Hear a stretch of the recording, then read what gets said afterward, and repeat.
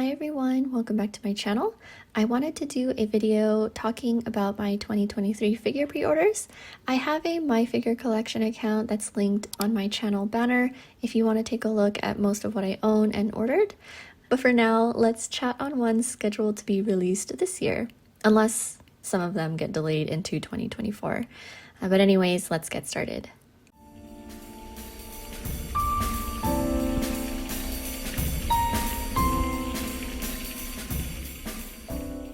First, with the month of January, I was actually not anticipating to have anything this month, but the Anya nendoroid got delayed from December to January. But it's by Good Smile Company, retailing at 5,460 yen, and I know many have canceled their pre-orders for her or didn't even bother to pre-order her in the first place because her scale is just off and was overall underwhelming.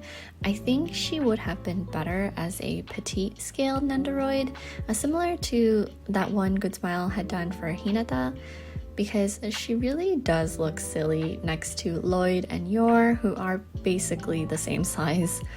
So why didn't I cancel her? Well, I really love Anya, and I will display her with this shocked face, which I do like, and maybe holding Chimera. And I won't be posing her next to Lloyd and Yor, which I already have Lloyd's Nendo, and Yor will be shipped soon. I also didn't want to miss out on having her, even though she's honestly kind of average for what I expected. Like, where's her Waku Waku face? The Spy Family line of nendos definitely could have been better, less rushed, or whatever, but I got them anyways. Next, in February, first scale is the Evangelion Asuka 1/7 scale Radio Eva version part 2 by Hobbymax, retailing at 21,450 yen. I'm opting for the monochrome version of this line as opposed to the colored ones because I have a thing for light-haired characters and I think the red pops so much. So I'm not a huge fan of Evangelion, to be honest, but I am in love with how the characters are styled in Fila. I grew up when Fila was first popular back in the day, and this athleisure look is just so cool. Me picking Asuka and the few others that I'll talk about later are pure aesthetic pickups. Next is the Falsander Samurai 1/7 scale by Wing, retailing at 24,750 yen. This is based off of the art by Neko, who I am a huge fan of. Anytime I see a figure based on their art and their art in general, I immediately want to pick it up. I'm more likely to pick up a figure like her where the character is all geared up and wearing a tactical outfit with weapons. I think they just look so cool and I want them all. Seems her mask does come off, but I'll probably keep it on. She was previously delayed and should have released late last year, but I bet this will get pushed back again. And last for February is the Hatsune Miku 2023 Sakura version noodle stopper figure by Sohryu, retailing at 2,100 yen. I forgot to mention that majority of my orders are through AmiAmi. So the prices that I'm noting are AmiAmi prices. This, however, I pre-ordered through HobbyLink Japan. I think you can also pre-order this through PlayAsia, but it's based off of this art, and I think she's so cute. There's a ton of Miku figures of varying scales, but this will be the first one I'll receive. I know smaller figures like these can be hit or miss because of quality since they're pretty cheap, but I do have the Anya Noodle Stopper and Gojo 1/7 scale, both by Sohryu, and they are amazing. If she comes out just like in the prototype photos, it'll be a W for everyone who gets there and everyone who wants to pick her up. Next is March. I pre-ordered two 1/7 scale figures, both retailing at 11,450 yen from this G.A.D line by Mythos, who is probably my most favorite figure company. Again, these characters are based off of illustrations by Neko. The one on the left is Ten, and the one on the right is Karasu. There's a third in this series called Inu, but I was not impressed enough with her design to get her figure. She seems very plain, even though my ethos always creates amazing figures at very affordable prices, at least in comparison to majority of other scale manufacturers whose costs just keep getting higher and higher. As I mentioned before, I'm very much a fan of badass women figures, and they just look so cool with their insane shoes or boots, weapons, and gear. And if there's anything else that I really love, it's suits and straps. The three apparently sit nicely in a circle due to their base design, but since I'm only getting two, we'll see how that looks. I originally only ordered 10 because, again, I love light-haired characters, and her shoes plus gauntlets and eye patch are just so cool. But then I didn't want to have her alone, so I opted to also get Karasu since she looks second best, and I do like her design as well. And the only other thing I ordered that was released sometime last year, but I won't actually receive until March, is the One Piece Film Red Uta prize figure by Bandai Spirits, retailing at $26.99. I ordered this from the Crunchyroll store because I was able to get free shipping. If you've seen my previous video upload, I posted a speed paint I did of Uta because while I don't know anything about One Piece, I watched the most recent movie and loved it a lot, especially all the songs she sings. I think Uta's design is so cute and her story made me so emotional, which I was amazed for not knowing much about the main series. I saw in comments that she's quite a small figure, but I don't mind too much. I think she'll be pretty wherever I place her. For April, I only have one Nendo, and it's of Shigure Ui by Good Smile Shanghai, retailing at 6,300 yen. I honestly don't know anything about this VTuber, but her design and kit caught my eyes so much every time I scrolled past her that I was like, I'll just pre-order her. I think her faceplates are adorable and I love her props. From what I read online, she's an illustrator, so I thought her standing with the fountain pen was so cute. I had to have her just for that because I'll have her on my desk near my drawing tablets. Next, for May, I also only have one thing, and it's the Bunny Girl Senpai Sakurajima Mai prize figure by Taito, retailing at 2,300 yen. I pre-ordered her just yesterday through Hobby Link Japan. I know there's a lot of Mai figures out there, from the quarter scale bunny figure to the multitude of 1/7 and prize figures. I think for the price, and from what a friend has said about Taito doing some pretty amazing quality figures, this looks to be a steal. I like her pose, which is based off of this official artwork, and seems that she'll be getting real fishnets, which is pretty cool. Her face and expression are super cute, so if Taito pulls this off well, I'll be very happy, and we'll finally have one Mai figure in my collection, which is probably all I'll need. June is going to be pretty wild, assuming nothing from this month gets delayed, which I doubt, but we'll see. The only Nendo I pre-ordered for this month is the Bungo Stray Dogs Dead Apple re-release of Nakajima Atsushi's Nendo by Orange Rouge, retailing at 4,950 yen. I'm currently getting into the Bungo Stray Dogs universe and story since I'm reading the manga, but I'm glad I'm getting into it now since the Nendos are getting a rerun. Perfect timing. Atsushi, though, isn't a favorite character of mine, but I felt like I needed to get him. I also pre-ordered Dazai and Chuuya, who I'm super excited about, but I'll talk about those later in the video.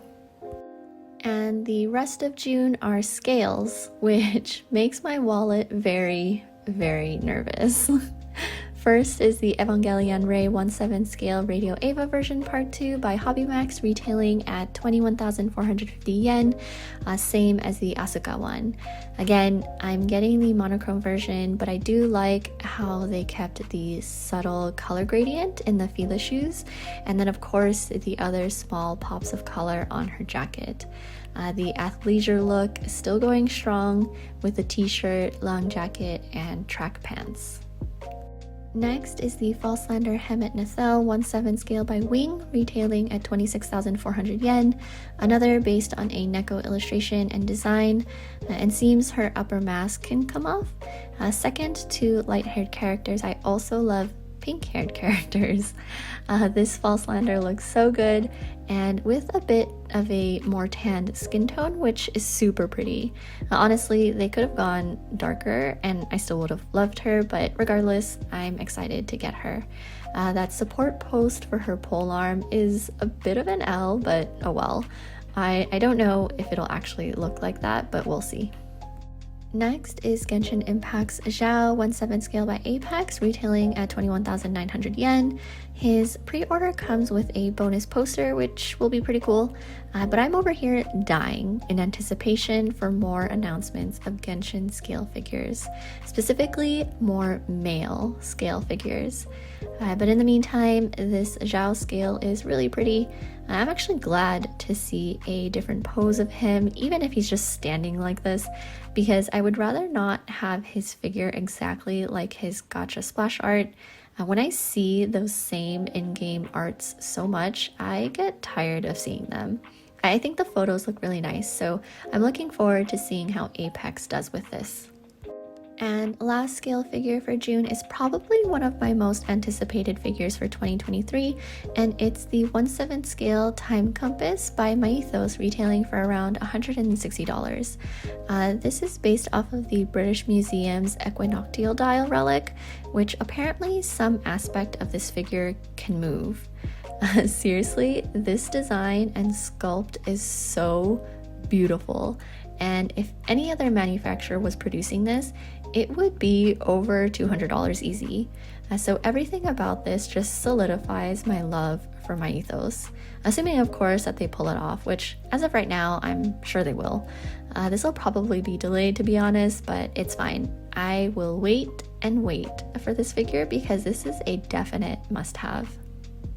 July is not as bad, but I still have a handful of things I pre-ordered. First is the Bungo Stray Dogs re-release of Dazai Osamu's Nendo by Orange Rouge, retailing at 4,360 yen.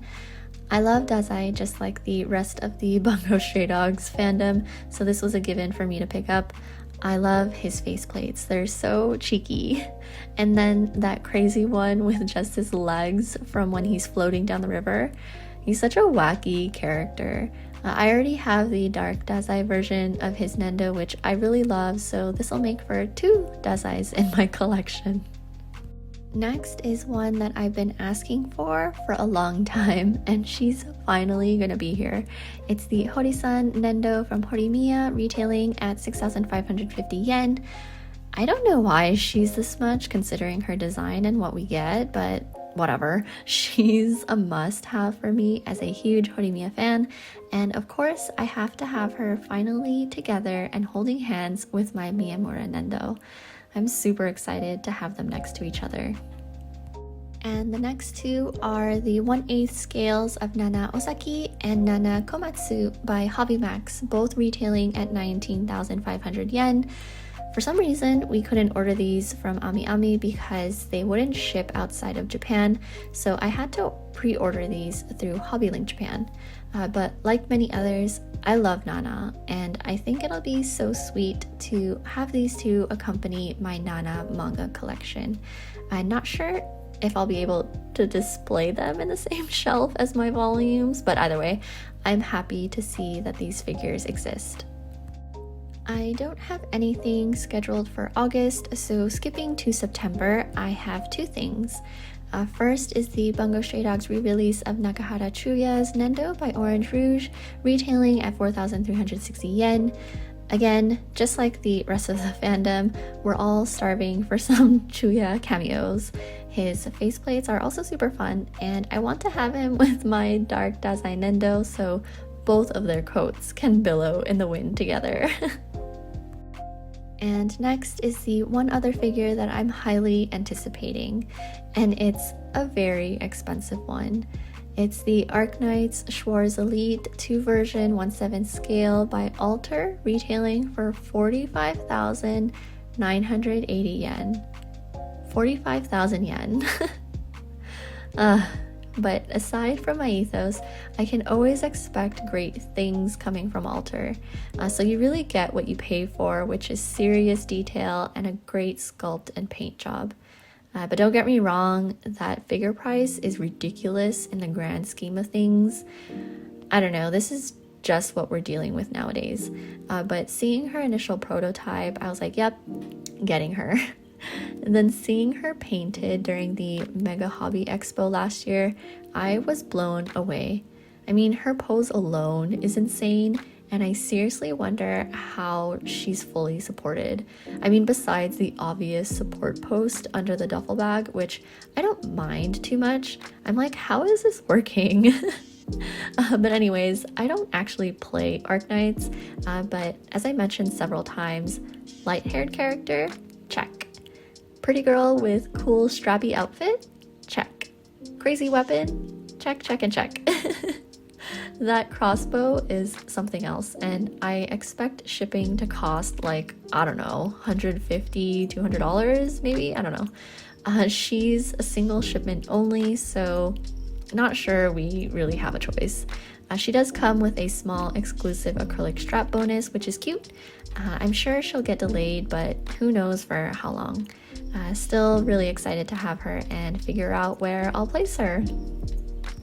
And last pre-order for this year is in November, and it's the Evangelion Nagisa 1/7 scale Radio Eva version part 2 by HobbyMax, retailing at 20,370 yen, which is the cheapest of the part 2 figure line.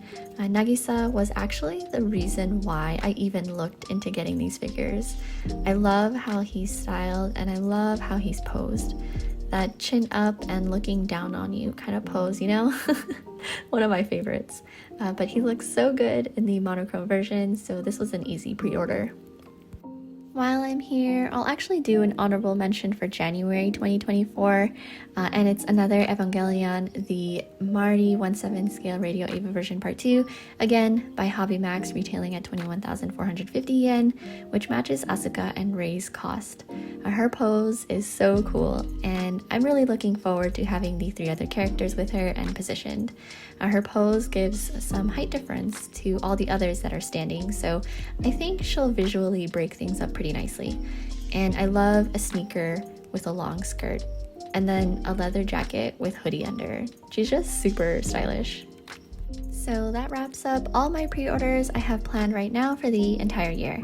Unless any Genshin scales or nendos get announced for pre-order, I'm hoping I don't find things that I end up loving and pre-ordering on top of what's in this video, because wow, like this is going to altogether be pretty expensive. But hope you enjoyed seeing what I've got planned. Let me know if you collect figures and what your most anticipated one is in the comments down below. I'll see you in my next one. Take care.